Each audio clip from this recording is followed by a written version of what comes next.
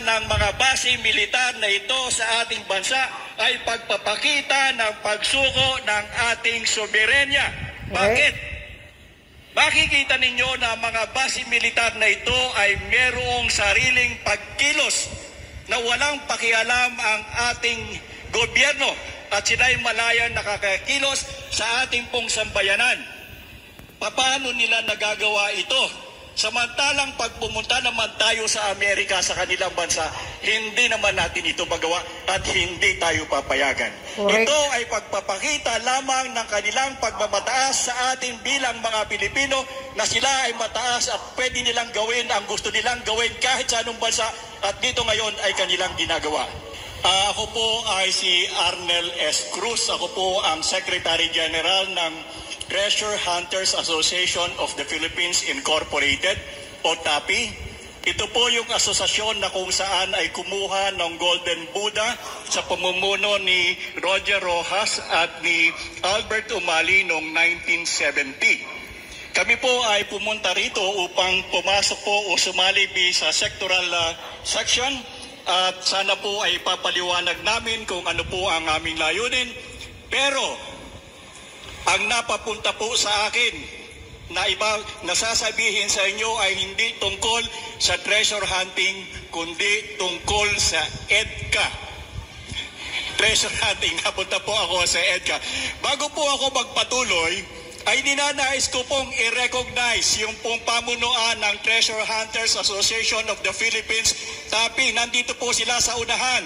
Yung pong aming presidente ng TAPI ngayon, si Mr. Alan Bourbon.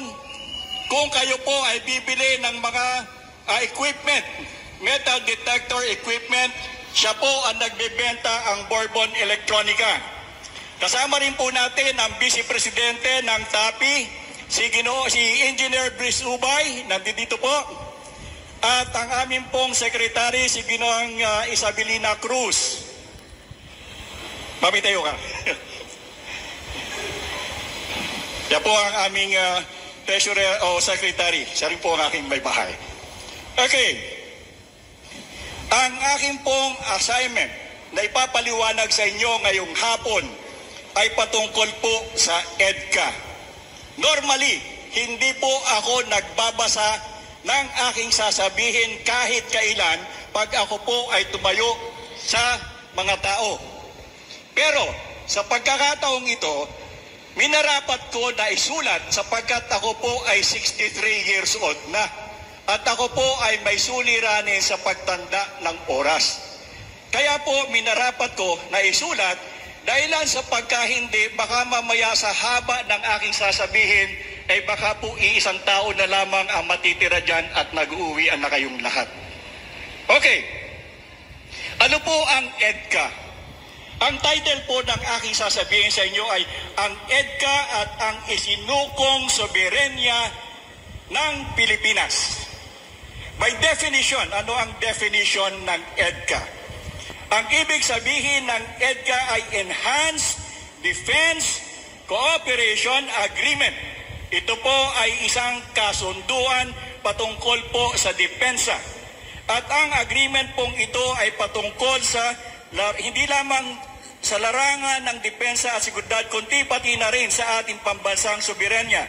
Ang kasunduan na ito ay nilagdaan ng mga Pilipinong pinuno at Estados Unidos na nagdudulot ng maraming pag-alala at pangamba. Sa kabila ng mga pangakong proteksyon at tulong militar, ang EDCA ay nagdudulot ng matinding panganib sa ating bansa, lalo na sa posibilidad ng pag-atake mula sa Taiwan. Ang EDCA po sa kapanahunan natin ngayon, meron na po tayong 9 na base militar ng mga Amerikano sa buong Pilipinas. Ako po ay gumawa ng mga babasahin o ng leaflet, hindi po sapat. Pero ito po ay inilagay ko dito at nakadrawing kung saan nakalagay yung mga base ng militar ng Amerikano. At makikita nyo rito simula sa Luzon papunta sa Mindanao. Diyan po nakakalat ang kanilang mga base militar. Isa pa kung bakit ko isinulat ang aking sasabihin sa inyo ang usapin pong ito ay masyadong sensitibo at baka po ako'y magkamali, masama ako sa magurgur. Okay. Ang presensya ng mga puwersang militar ng Estados Unidos sa ating teritoryo ay nagpapakita ng isang malinaw na pagsuko ng ating soberenya. Correct. Tandaan po ninyo, ang presensya ng mga base militar na ito sa ating bansa ay pagpapakita ng pagsuko ng ating soberenya. Bakit? Makikita ninyo na ang mga base militar na ito ay merong sariling pagkilos na walang pakialam ang ating gobyerno at sila'y malayang nakakakilos sa ating pong sambayanan. Correct. Paano nila nagagawa ito? Walang pakialam ang gobyerno. Pag pumunta naman tayo sa Amerika, sa kanilang bansa, hindi naman natin ito magawa at hindi tayo papayagan. Kaya ito ay pagpapakita lamang ng kanilang pagmamataas sa atin bilang mga Pilipino na sila ay mataas at pwede nilang gawin ang gusto nilang gawin kahit sa anong bansa at dito ngayon ay kanilang ginagawa. At ating pinapayagan. Yes, okay? Pinapayagan ni Bangag. Hindi ang mga kasunduan sa pagitan ng mga namumuno sa Pilipinas at Estados Unidos ay tiyak na may kapalit.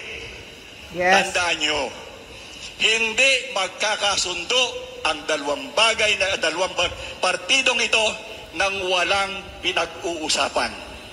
Tayo na nasa laylayan ng lipunan, hindi natin alam kung ano ang kanilang palitan. Nga na lang po tayo at palamang sila ang may pakinabang. Okay. Ito ay isang patunay na ang mga Pilipinong pinuno ay nagkanulo sa bansa. Ang tanging solusyon upang maiwasan ang ganitong panganib ay ilayo ang mga tao na nakatira malapit sa mga base militar.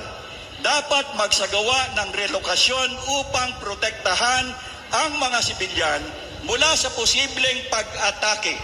Mahalaga rin na maging defensive sa halip na reactionary.